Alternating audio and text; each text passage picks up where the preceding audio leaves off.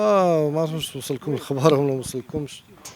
محكمة الاستئناف هبطت العقوبة من 5 سنوات إلى 3 سنوات.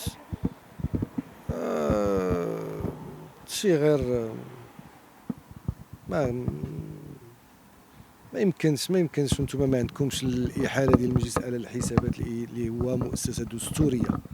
بدون إحالته المتابعة كتسقط. ف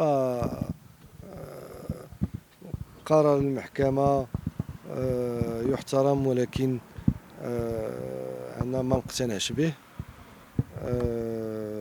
غادي نقوموا بالتصريح بالنقد ابتداء من غدا إن شاء الله في الصباح. حكم ما مفهومش. عندنا اجتهادات ديال هذه الغرفة ديال جناية الأموال الاستئنافية. فاش كتكون الأموال في حالات كيكون الاختلاس، إذا كان فعلا الاختلاس والأموال رجعات، فالمتهمين كيتمتعوا بعقوبة على الأقل بعقوبة موقوفة التنفيذ. أنا كنشوفوا بأن النقيب زيان والشخص اللي معاه ما تعاملوش بحال الناس اخرين من طرف غرفة جناية الأموال. مؤسف، نتأسفوا لهذا القرار، وأخاص أن هاد 3 أيام راكم شفتوا الرأي العام والمواطنين كانوا كلهم كينتظروا أن زيان يخرج اليوم. أسف قضاء والله سبحانه وتعالى قرر العكس. حنا كمسلمين ما يمكننا غير نقبلوا اللي كتب علينا الله ونحمد لله، ولكن كيبقى حكم قاسي نظرا للوقائع ديالو اللي ما كتستاهلش هاد القسوة هادي.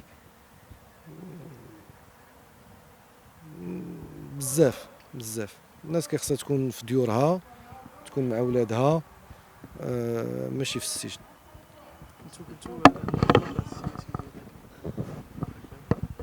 عندنا حنا تقرير ديال امنيستي انترناسيونال اللي خرج الاخر بالنسبه لهم محمد زين معتقل سياسي.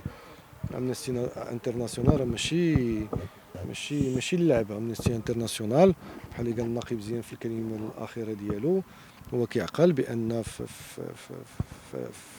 واحد العهد كان المغرب كيقول تقول امنيستي انترناسيونال اللي بغات، ولكن عام موراه تعين وزير حقوق الانسان، وكانت من بين المهام ديالو انه يمشي يرغب ويزاوج امنيستي انترناسيونال باش تحل الفروع ديالها في المغرب باش تعترف بينا.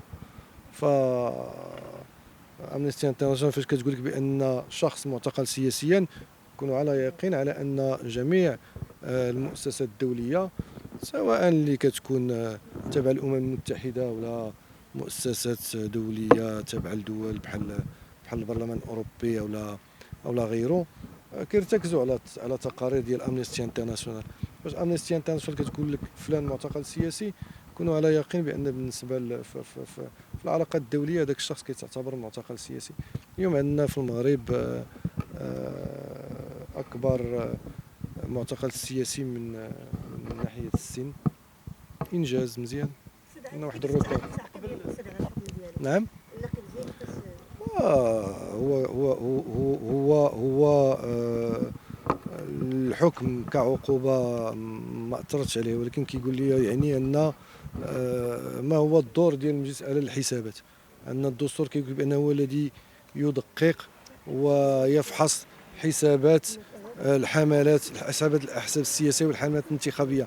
هو اللي كيخصو يحل الملف على النيابة العامة للقيام بالإجراءات. ما عندكمش الإحالة ديال المجلس على الحسابات. ف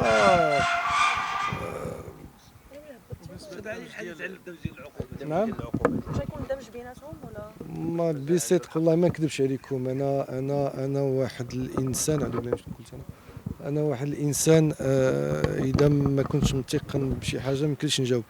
انا كانسان ولا كمحامي حتى كنطلع وكنبحث وكنسول وكنشوف بعيني نقدر نجاوبكم. انا شخصيا عمري ما مارست هذه المساطير ديال الادماج، عمري ما عشتها.